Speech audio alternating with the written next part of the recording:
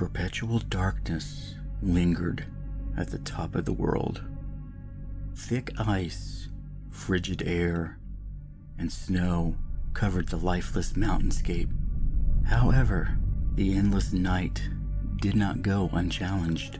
A single source of light illuminated the sky and drove back the darkness.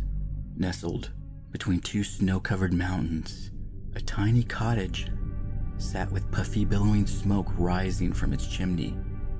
Ignoring the fact that the nearest civilization was thousands of miles away, to the casual eye, the house was simply a warm and welcoming home. Still, one might ask themselves, what an odd thing to find in such a bleak place. How could such a thing come to be? Like most things in the North Pole, not everything is as it appears.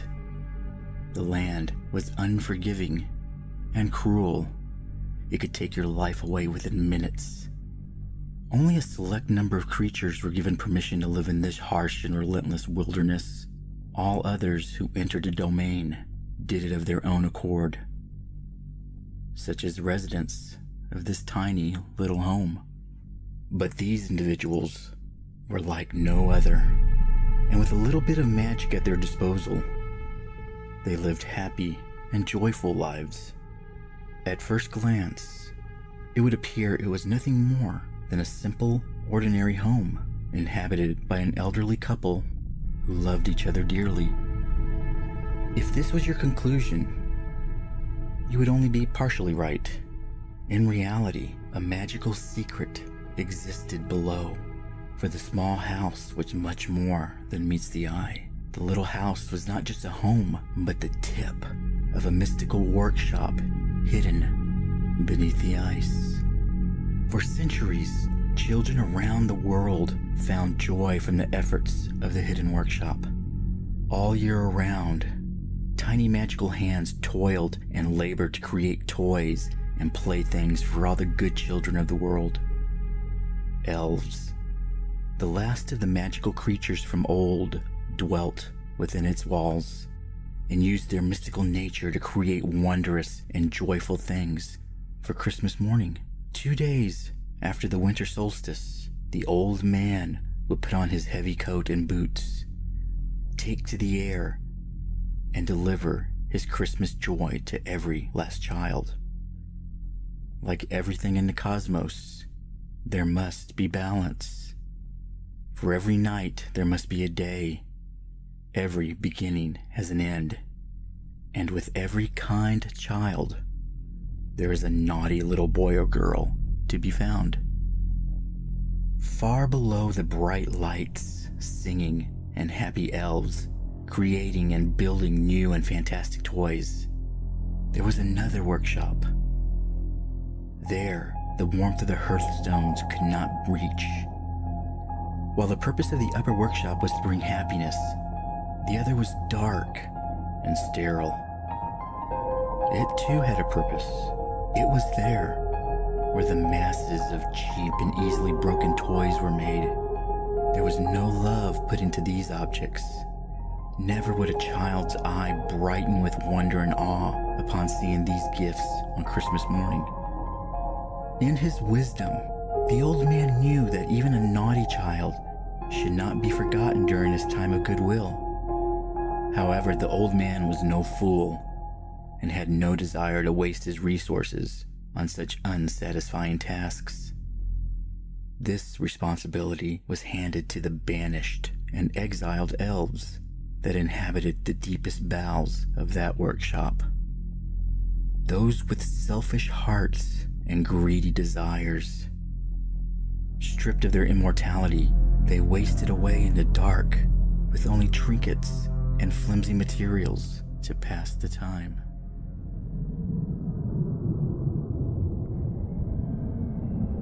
Egraita sat in the poorly lit corner of a tattered workbench. His focus was entirely devoted to the old and worn piece of brass in his hands. The clangs of his hammer hitting metal rang out and echoed through the dark halls and passageways. He pounded the brass sheet relentlessly until the metal slowly began to surrender its shape and bend to Egra's will and design. Suddenly, the hammer flew out of the mad elf's grasp. He examined his limp hand, trying to will it back into his control. Fury filled his heart as he watched the necrotic flesh slough off his bony hand. He didn't have much time. His other hand was weak, but still capable of grasp. He reached into his toolbox and removed a long, warped nail and stabbed it into the back of his paralyzed hand. He pushed on the nail head until its tip broke through the skin and emerged through his palm. Immediately, the pain surged and shot up his arm. The thick and rigid tendons loosened within his hand, giving him temporary use of his digits once again. The elf picked up his hammer and resumed molding the shape of the brass plate. With each impact upon the brass, he poured his rage into his creation. How ironic that the product of his tireless work was meant for the ones he hated the most. His deteriorating body was fast fading. He possessed just enough magic to fuel the curse he would cast upon the object. When finished, his gift would be placed within the other junk toys and cheap trinkets. It would make its way to them and find a child on Christmas morning. The curse will take hold and slowly begin tearing apart their lives. It will channel their essence back to him and reignite his immortality. The object would pass from one child, then to another, century after century. He had just enough magic left to evoke this curse. Egra had once lived and worked above. Like any other elf before him, he loved nothing more to do than to create beautiful and wondrous toys and gizmos. However, in his heart, he wished that he could keep some of his creations for himself. One day, his eyes fell upon a beautiful music box his friend De La Hela had created. The music box was extraordinary, meant as a gift to a king's firstborn. It was magnificent, crafted from oak wood.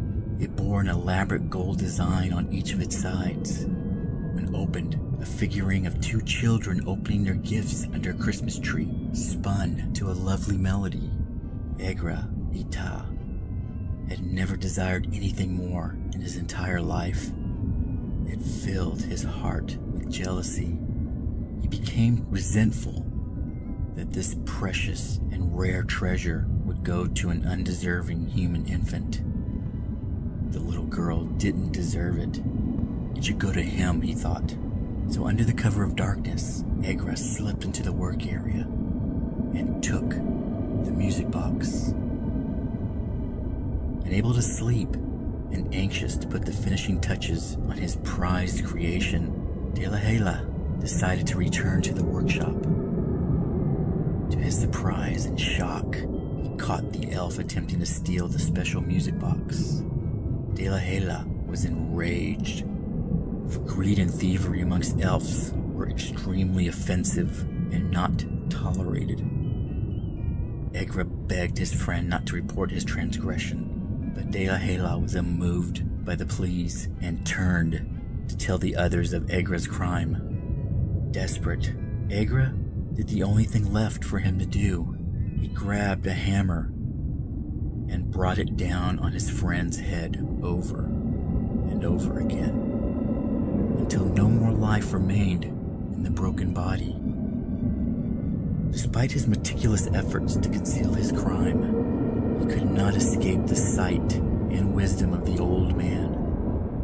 Humiliated and dishonored, the elf was banished from the workshop, and his precious music box was taken from him and given to the little princess. Stripped of his immortality, Egra was cast into the cold and dark corridors of the other workshop to spend his remaining days never to create a beautiful thing again. As the seasons passed, his hatred for all children grew and ate away at his sanity. He gritted his teeth, knowing the children of man were given everything, and he had nothing. Hunched over his work, Egra feverishly worked to complete his masterpiece. He stared down at the anvil and hammered down on the brass. Each strike brought the faces of a child into his mind. It lives in warmth. The blunt hammer formed the metal into a hollow cylinder. It stuffs its face with sweets and treats. Stumpy legs were welded into place. It gets everything it asks from Mummy and Daddy. A malformed head and crooked ears took shape. It gets anything. The brass surface was scrubbed of debris and grime. It gets everything. Small turquoise stones were glued onto the brass body. I hate it. When glimmering ruby stone was glued onto the left side of the figurine's head. I hate A it. second red ruby was then fixed onto the right. I hate them all. In the glow of the fire, Egra held up the brass figurine. It was a disturbing representation of a rabbit.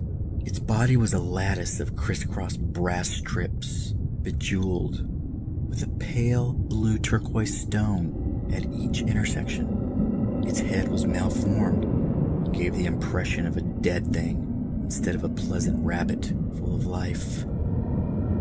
He placed the atrocious thing upon an open silver locket that contained a mirror on each of its hinged inner sides. With the rabbit figurine facing one of the mirrors, he carefully opened a vial that held a clear fluid. It was lymph from the elves. The lymph was a source of magic that flowed through their body, like that of blood from the second set of unique arteries. The magic lymph had its own circulatory system and heart. It was the vital system that gave the elves their magical abilities. Only a few tiny drops fell out of the vial. It splashed onto the figurine and mirrored locket, illuminating them with a golden glow. Egra closed his eyes and spoke the words of wormwood in his elven tongue. The clear liquid turned black and stained the surface of both the rabbit and the silver locket. The glow turned a deep purple, then slowly faded. Pleased with the outcome, he gently placed a cloth over the object to obscure it from sight, and ever so carefully placed it in a small box decorated with holiday cheer. Finished with his work, Egra turned to leave, pushing past the corpses of several elves hanging upside down from support beams of the other workshop. Their lifeless bodies drained completely of every drop of magical lymph from their slit throats. Egra's calculation had been correct. He had just enough magic to fuel the curse placed upon the object. The mad elf smiled and began to laugh. For the first time in a very long time, Egra-Ita's heart filled with anticipation at the approach of Christmas morning.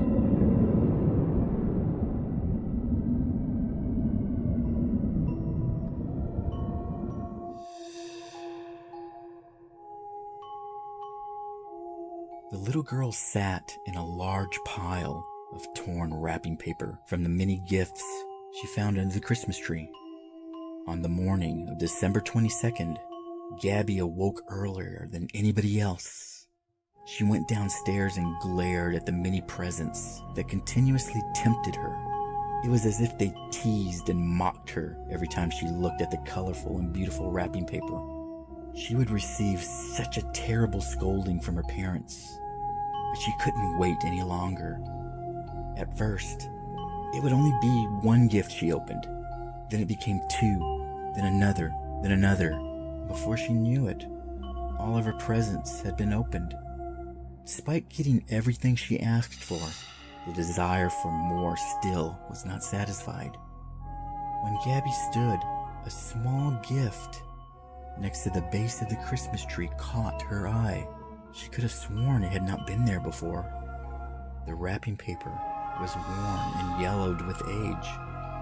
Written in big words was a tag that said, "To Gabriella." It was like no other, and surely would have seen it before now. Puzzled, she removed the wrapping paper and found a box that contained a smaller sealed box and a scroll.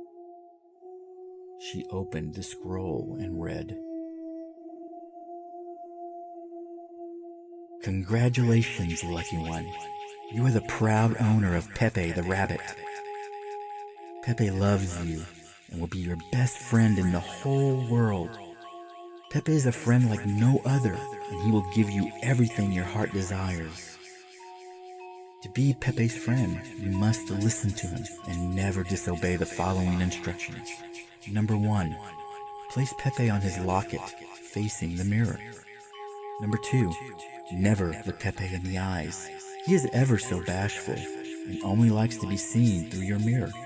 Number 3, you may ask Pepe anything 3 times. In 3 days, he will grant any and all you have asked of him. Number 4, never look Pepe in the eyes. It bears repeating. He doesn't like it and will be upset if you disobey this rule. Remember, lucky little boy or girl, Pepe loves you. He loves you more than anyone in the whole wide world. He will make sure that no one will hurt you ever again. And if you love Pepe, you will listen to him and do whatever he asks of you. Pepe loves you, and no one can ever come between you and him. Pepe loves you.